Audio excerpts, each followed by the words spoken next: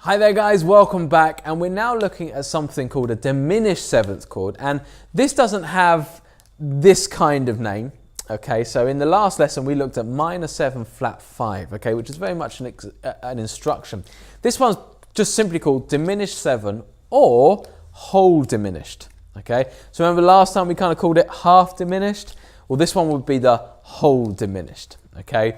Now, let's just look at the chord, shall we? So that's the first step. So I'm going to write it out underneath this one, and I'm just going to literally, it's just called diminished 7. So in its full, you'd see that, diminished, just got to spell it right, 7th, for example.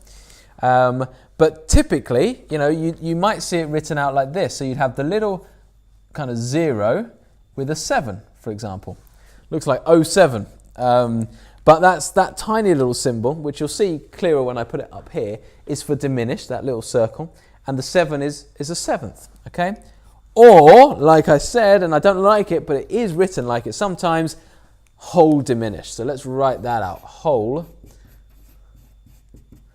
diminished. Whew, getting quite low on this board now. So, these are all the same thing, just a variety of ways to say it or write it. Just wanted to prepare you for all the different types that you'll see. Now, let's just separate those ones. What is the diminished 7th? How come it's not this? This is basically the question we're looking to ask. Why is there two, and what is this second one? Well, let's first of all cover what the second one is, okay? The formula is this. 1, flat 3, flat 5.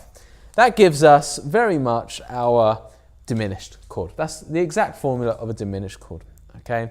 Now, then, instead of flat 7, we do something crazy. We do this. We do a flat 7. Now, there is, you know, you could argue that a flat 7 would potentially just be a 6, which it would, but we call it flat 7 so that it's an instruction, okay, based on still the fact that you're adding a 7th chord here, okay?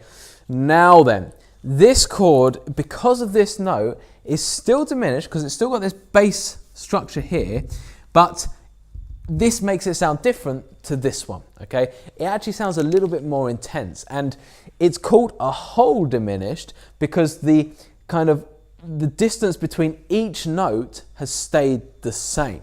Okay, so you've basically gone the same amount of, if we talk about it in frets, the same amount of frets between each one of these notes. And therefore it stays whole, I guess, is probably the best way to think about it. What we really need to understand here is how this sounds and eventually where to use it.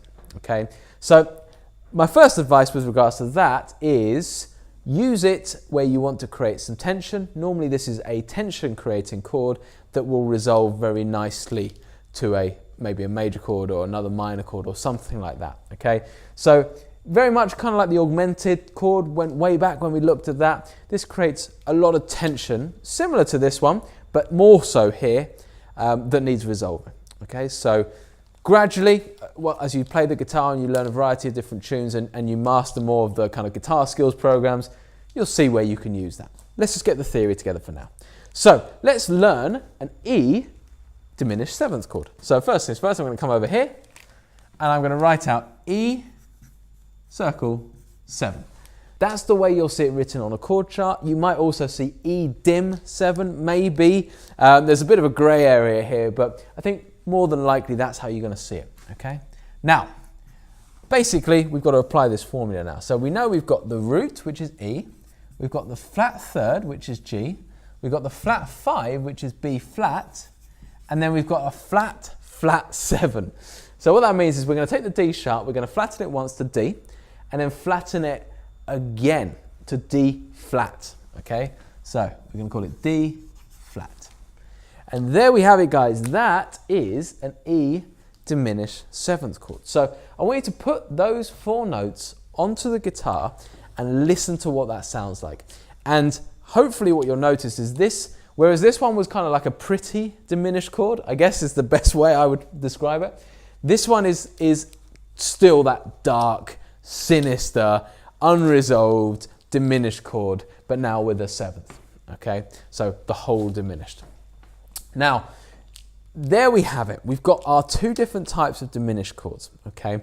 Now, what we're going to be doing going forward in the next kind of video is we're going to be very much working with the minor 7 flat 5, because at this level of theory that we're at, this kind of beginner, intermediate kind of crossover here, this one is so unusable, really. It's very hard to apply to this level of theory, and also something that is going to take a lot longer for your ears to really get used to, okay? So we're going to be working very much with this one, but bear this one in mind, okay? The reason we've gone over it is because whilst we're covering diminished, we might as well understand that there's two different types when it comes to sevenths, okay?